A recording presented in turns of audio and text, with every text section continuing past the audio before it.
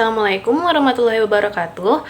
Nama saya Faiza Maria Febrianti dari kelas 10 Kuliner 3. Di sini saya akan menjelaskan kerajaan-kerajaan Islam di Indonesia. Masa kerajaan Islam di Indonesia adalah masa berdirinya kerajaan-kerajaan Islam di berbagai daerah, seperti di Jawa dan Sumatera. Berkembangnya agama Islam di Nusantara sekitar abad ke-13 didukung oleh beberapa faktor, termasuk faktor lalu lintas perdagangan Laut Nusantara. Kerajaan di Indonesia yaitu ada 8, yaitu Kerajaan Samudra Pasai, Kerajaan Aceh, Kerajaan Demak, Kerajaan Pajang, Kerajaan Mataram, Kerajaan Banten, Kerajaan Gorontalo, dan Kerajaan Ternate dan Tidore. Kerajaan Samudra Pasai. Kerajaan Samudra Pasai didirikan oleh Meurasilo pada 1267. Setelah masuknya Islam, Meurasilo berganti nama menjadi Malik Al-Saleh. Ia bergelar Sultan Malik Al-Saleh. Sultan Malik Al-Saleh memerintah pada tahun 1285 hingga 1297. Pada masa pemerintahannya, ia didatangi oleh musafir dari Venetia, Italia, pada 1292 yang bernama Marco Polo. Melalui catatan Marco Polo, inilah diketahui pada Raja Samudra Pasai bergelar Sultan. Wilayah kerajaan menjadi daerah di Nusantara yang pertama kali dikunjungi oleh para pedagang dan pelayar. Hal ini dikarenakan letaknya yang strategis di jalur perdagangan internasional, yakni di pesisir utara Sumatera, tepatnya di dekat kota Lhokseumawe, Aceh. Kerajaan Samudra Pasai berhasil mencapai puncak kejayaan pada pemerintah Sultan Mahmud Malik Az-Zahri atau Sultan Malik Al-Tahir II pada tahun 1362 sampai 1345. Samudra Pasai mencapai kejayaannya di bawah pemerintahan Sultan Mahmud Malik Az-Zahir. Samudra Pasai berkembang menjadi pusat perdagangan internasional. Setiap tahun, kerajaan Samudra Pasai mampu mengekspor lada, sutra, kapur, barus, dan emas dalam jumlah yang besar. Pada masa ini, pemerintahan Samudra Pasai terus menjalin hubungan dengan kerajaan-kerajaan Islam di India maupun di Arab. Di masa kejayaannya, Samudra Pasai mengeluarkan mata uang emas yang disebut dirham. Uang tersebut digunakan sebagai uang resmi kerajaan. Di samping sebagai pusat perdagangan, Samudra Pasai juga merupakan pusat perkembangan agama Islam. Tetap buka saat libur Nataru dengan letaknya yang strategis. Samudra Pasai berkembang menjadi kerajaan maritim. Samudra Pasai menggantikan peranan Sriwijaya di Selat Malaka. Kerajaan Samudra Pasai memiliki pengaruh di pelabuhan-pelabuhan penting di Pidie, Perlak, dan lain-lain. Catatan sejarah Kerajaan Samudra Pasai, bukti-bukti arkeologis tentang keberadaan Kerajaan Samudra Pasai ditemukan melalui makam Raja-Raja Pasai di Kampung Gedong, Aceh Utara. Makam tersebut terletak di Desa Beringin, dekat reruntuhan bangunan pusat kerajaan. Wilayah ini berjarak 17 km sebelah timur Lhokseumawe. Salah satu dari makam-makam raja tersebut terdapat nama Sultan Malik Al-Saleh. Dari karya tulis Hikayat Raja Pasai yang pada awal teks tertulis 1360 Hijriah, menandai dimulainya perkembangan sastra Melayu klasik di bumi Nusantara. Dari catatan kunjungan Ibnu Battuta, utusan Sultan Delhi, Samudra Pasai merupakan pelabuhan penting dan istananya disusun dan diatur sesuai gaya India, sedangkan patihnya bergelar Amir. Bahasa Melayu kemudian digunakan Syekh Abdurrauf Al-Singkili untuk menuliskan buku-bukunya. Sejalan dengan itu, ilmu tasawuf berkembang. Di antaranya buku tasawuf yang diterjemahkan dalam bahasa Melayu adalah Durrul Al-Manzum, karya Maulana Abu Ishaq. Kitab tersebut diterjemahkan dalam bahasa Melayu oleh Makhdum Patakan atas permintaan Sultan Malaka. Melalui kitab tersebut diinformasikan mengenai pembangunan Islam di Asia Tenggara pada waktu itu. Kerajaan Aceh. Kerajaan Aceh didirikan oleh Sultan Ali Moghied Shah pada tahun 1496 Masehi. Ia berhasil menyatukan kerajaan-kerajaan kecil di wilayah Aceh dan menaklukkan Samudra Pasai, salah satu pusat Islam di Sumatera. Ia juga membangun angkatan darat dan laut yang kuat untuk menghadapi ancaman dari barat, terutama Portugis yang telah menguasai Malaka. Kerajaan Aceh mencapai puncak kejayaan pada masa pemerintahan Sultan Iskandar Muda pada tahun 1607 sampai 1636 Masehi. Di bawah kepemimpinannya, Aceh berhasil menguasai Pahang, sumber timah utama di Nusantara, dan menyerang Malaka beberapa kali. Sultan Iskandar Muda juga memperluas wilayah Aceh hingga ke Sumatera Barat, Jambi, Bengkulu, dan Nias. Ia juga memperkuat hubungan diplomatik dengan Kesultanan Utsmaniyah dan kerajaan-kerajaan Islam lainnya. Kerajaan Aceh mulai mengalami kemunduran setelah kematian Sultan Iskandar Muda. Penyebabnya antara lain adalah persaingan internal antara para ulama dan ulebalang, pemimpin daerah, konflik suksesi antara para sultan dan sultanah, serang dari kerajaan-kerajaan tetangga seperti Minangkabau dan Banten, serta campur tangan Belanda yang ingin menguasai perdagangan rempah-rempah. Kerajaan Aceh berakhir pada tahun 1903 Masehi setelah Belanda berhasil menaklukkan ibu kota Kutaraja dalam Perang Aceh yang berlangsung selama 30 tahun. Sultan terakhir Kerajaan Aceh adalah Muhammad Daud Shah yang ditangkap dan dibuang ke Sumatera Utara. Kejayaan Kerajaan Aceh. Kerajaan Aceh memiliki beberapa kejayaan yang patut dibanggakan baik di bidang politik, ekonomi, maupun budaya. Berikut ini adalah beberapa contohnya. Kerajaan Aceh merupakan kerajaan Islam pertama yang menjalin hubungan diplomatik dengan Eropa. Pada tahun 1602 Masehi, Sultan Ala-al-Din Riayat Shah Syed Al-Mukammil mengirim utusan ke Inggris untuk meminta bantuan melawan Portugis. Pada tahun 1613 Masehi, ia juga menerima utusan dari Belanda yang menawarkan persekutuan dagang. Kerajaan Aceh memiliki perdagangan internasional yang maju dan menguntungkan. Aceh menjadi pusat perdagangan rempah-rempah emas, perak, gading, lada, kopi, kapas, sutra, dan senjata di Nusantara. Aceh juga menjalin hubungan dagang dengan India, Persia, Arab Saudi, Turki, Cina, Jepang, Siam, dan Eropa. Kerajaan Aceh memiliki kebudayaan yang kaya dan beragam.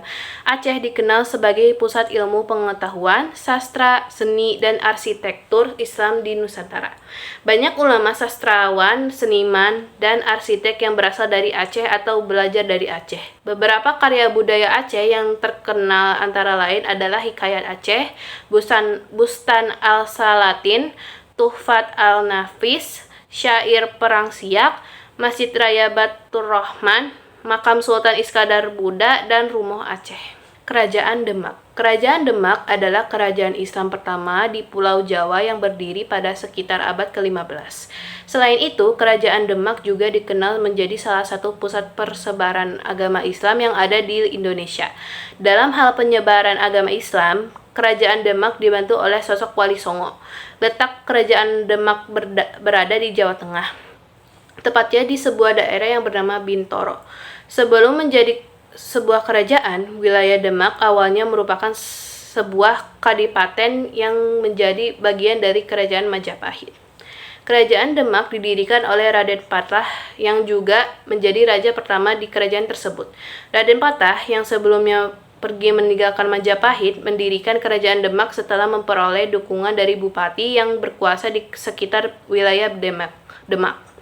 Ia kemudian mendirikan Kerajaan Demak dengan aturan dan norma yang berlandaskan pada nilai-nilai dan ajaran Islam.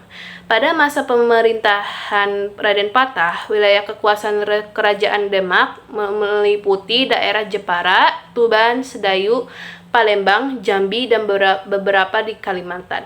Setelah Raden patah, anaknya yang bernama Pati Unus naik tahta setelah masa kekuasaan sang ayah sudah berakhir di tahun 1518. Sayangnya, Pati Unus yang bergelar Pangeran Sabranglor hanya berkuasa selama 3 tahun saja. Hal ini karena Pati Unus gugur dalam usahanya untuk menyerbu Portugis yang kedua kalinya ke Malaka pada tahun 1521.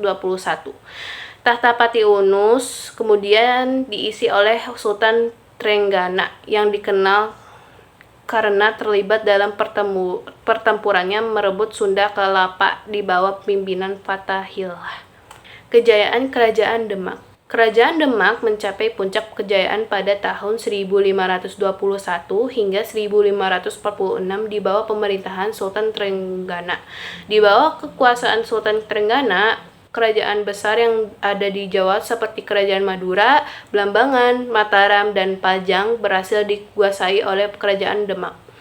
Pemerintahan Sultan Trenggana berakhir setelah ia wafat dalam peperangan yang terjadi di Pasuruan pada tahun 1546. Setelah Sultan Trenggana, tahta penguasa kerajaan diisi oleh putranya yang bernama Sunan Prawoto. Namun, Sunan Prawoto hanya memimpin selama beberapa tahun saja karena ia lebih tertarik untuk mendalami kehidupannya sebagai seorang ulama yang menyebarkan Islam ke seluruh penjuru Jawa. Selepas Sunan Prawoto, tahta kerajaan jatuh kepada sosok bernama Arya Penangsang. Dalam sejarahnya dikatakan bahwa Sunan Prawoto meninggal karena dibunuh oleh seorang suruhan Arya Penangsang. Hal ini karena Arya Penangsang ingin mengambil alih kekuasaan di Kerajaan Demak. Arya Penangsang kemudian memindahkan pusat pemerintah kerajaan ke Jepang.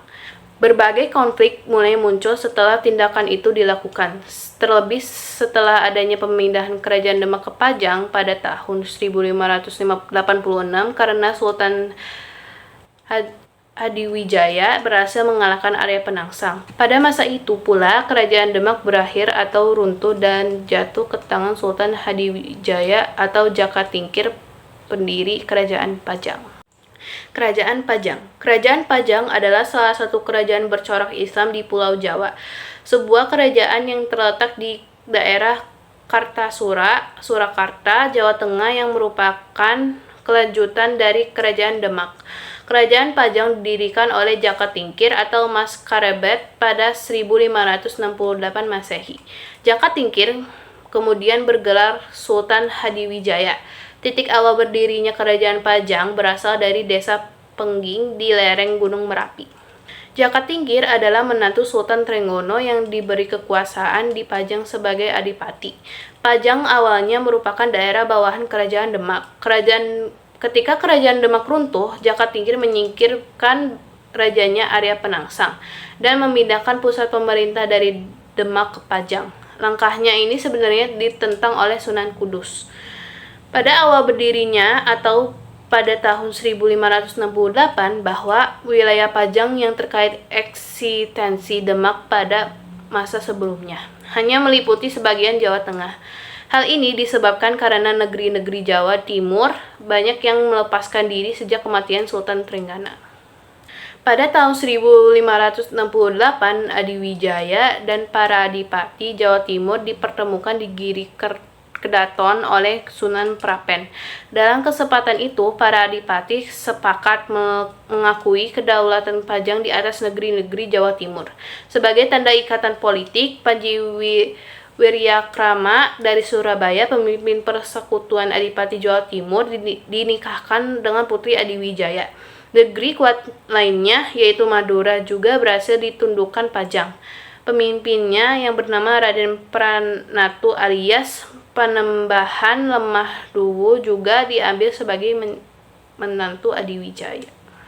Kerajaan Mataram. Kerajaan Mataram kuno berdiri pada abad ke-8 hingga ke-11 dan dikuasai oleh 3 dinasti, yaitu dinasti Sanjaya, dinasti Shailendra, dan dinasti Isyana. Mataram kuno pertama kali diperkirakan berdiri di bumi Mataram yang berada di sekitar Yogyakarta.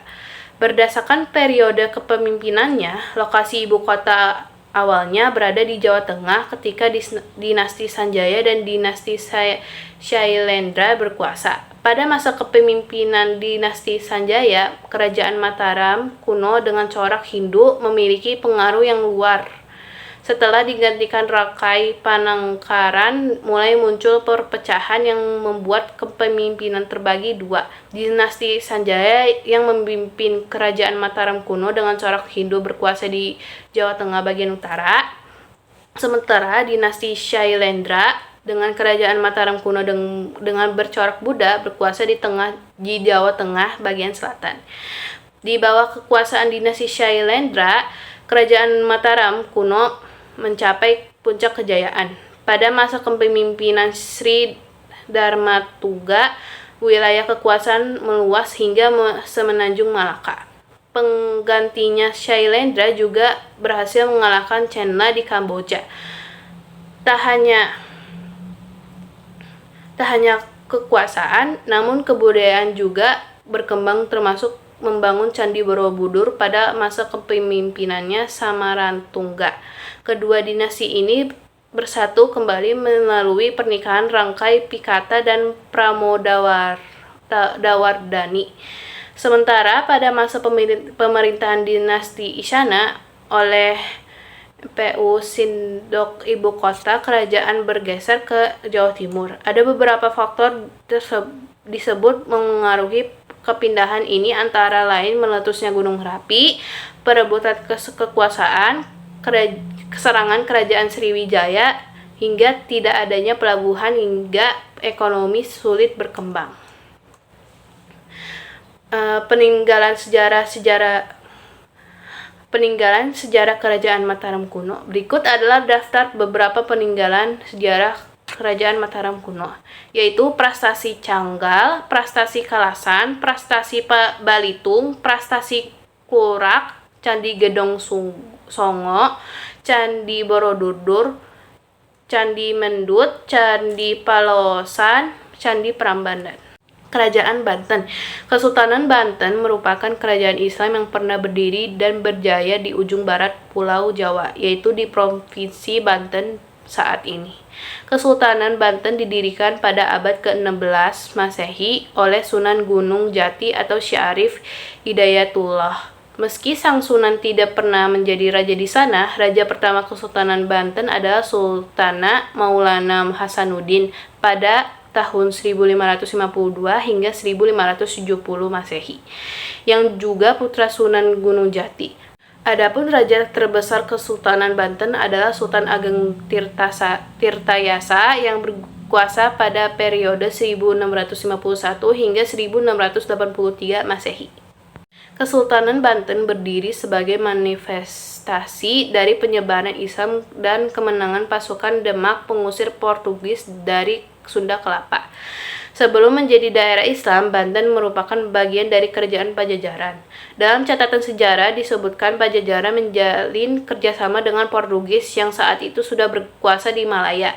Dari kerjasama ini, Pajajaran berharap dapat bantuan Portugis untuk membendung pengaruh Demak yang sudah mencapai Jawa bagian barat. Namun usaha Pajajaran tersebut gagal. Portugis sudah berada di Sunda Kelapa berhasil diusir tentara gabungan Demak dan Cirebon yang dipilih Fathahillah. Di pelabuhan Banten juga demikian. Belum sempat Portugis bercokol di pelabuhan itu, Sunan Gunung Jati keburu menguasainya dari Pajajaran. Keberhasilan Sunan Gunung Jati merebut Banten tercatat pada periode tahun 1525 hingga 1526. Sunan Gunung Jati kemudian menetap beberapa saat di Banten dan membentuk suatu pemerintahan. Pada tahun 1552, Sunan Gunung Jati memilih kembali ke Cirebon dan menguasai Banten diserahkan kepada anaknya, Maulana Hasanuddin. Maulana Hasanuddin lantas dinobatkan sebagai raja pertama Kesultanan Banten, yang mengembangkan pelabuhan Banten menjadi pusat perdagangan internasional. Kerajaan Gowotalo. Kerajaan Gowotalo adalah kerajaan bercorak Islam yang terdapat di Sulawesi Selatan. Letak kerajaan Gowotalo di Kabupaten Goa, Sulawesi Selatan. Kerajaan Gowotalo adalah gabungan dari dua kerajaan yang berasal dari keturunan sama, yakni Kerajaan Goa. Pendiri kerajaan Goa adalah Tumanurung Bainea. Pada awal abad ke-14, kerajaan tersebut terbelah menjadi dua pada awal abad ke-15, menjadi Kerajaan Goa dan Kerajaan Talo. Pada saat Raja Dai Matanre Karaeng Tumampa-Risik Kalona memimpin pemerintahan, Kerajaan Goa dan Talo bersatu. Sejak itu, kedua kerajaan disebut Kerajaan Goa Talo atau Kerajaan Makassar. Kerajaan Goa Talo memasuki masa Islam dan menjadi kesultanan pada abad ke-16. Raja Kesultanan Gowotalo yang pertama kali masuk ke Islam adalah Mangarangi Daeng Manrobia pada tahun 1593 hingga 1693 yang bergelar Sultan Alauddin I. Kerajaan Gowotalo mencapai kejayaan pada masa pemerintahan Sultan Hasanuddin pada tahun 1653. Pada masa kejayaannya, Kerajaan Gowotalo dikenal sebagai negara maritim dan menjadi pusat perdagangan di Indonesia bagian timur. Pada bidang sosial, masa pemerintahan Sultan Hasanuddin berhasil memajukan pendidikan dan kebudayaan Islam, sehingga banyak murid-murid di wilayah tersebut yang belajar agama Islam ke Banten. Sultan Hasanuddin yang dijuluki ayam jantan dari timur merupakan sosok yang anti dominasi asing. Dirinya sangat menentang kehadiran VOC yang saat itu telah berkuasa di Ambon. Perjuangan melawan VOC dipimpin langsung oleh Sultan Hasanuddin. Belanda yang menyadari semakin terdesak mengakhiri peperangan dengan politik adu domba antara Makassar dengan Kerajaan Bone, daerah kekuasaan Makassar. Siasat adu domba tersebut terbukti ampuh dan melahirkan Perjanjian Bongaya yang menjadi awal keruntuhan Kerajaan Gowotalo. Kerajaan Ternate dan Tidore. Kerajaan Ternate adalah kerajaan Islam di Maluku yang masih berdiri hingga saat ini.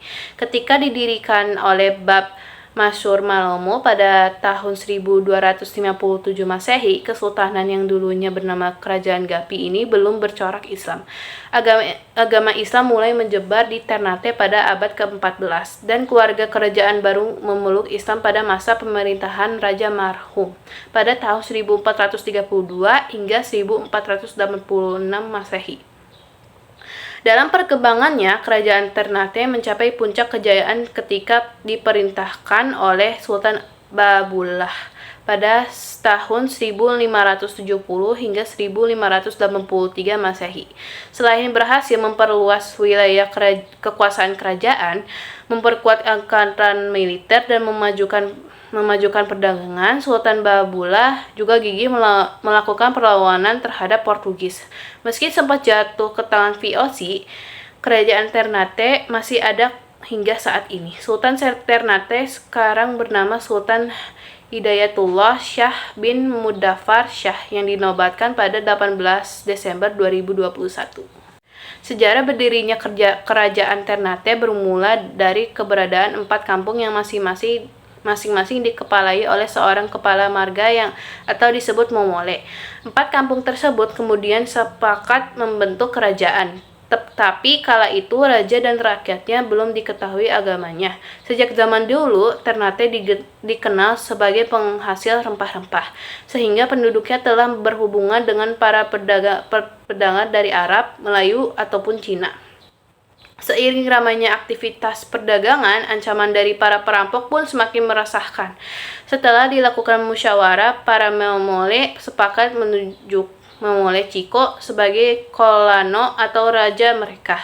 Sejak 1257 Masehi, Momole Ciko resmi menjadi raja pertama Kerajaan Ternate dengan gelar Bab Masyur Malomo. Kerajaan ini terletak di Pulau Ternate, Provinsi Maluku Utara.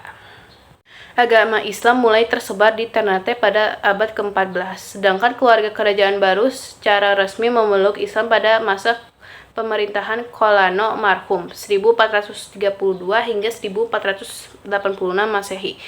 Hikayat Ternate menyebutkan bahwa ketika Kolano Marhum berkuasa, datang seorang alim dari Jawa bernama Maulana Hussein yang mengajarkan membaca Al-Quran dan menulis huruf Arab. Hal itu yang membuat raja, keluarga kerajaan, dan masyarakat Ternate semakin tertarik untuk memeluk Islam. Kolano Mahrum menjadi raja Ternate pertama yang memeluk Islam, sedangkan putranya Zainal Abidin yang berkuasa antara 1486 hingga 1500 Masehi mulai memberlakukan hukum-hukum Islam. Setelah bertransformasi menjadi Kesultanan Islam, gelar Kolano atau raja kemudian digantikan dengan sultan.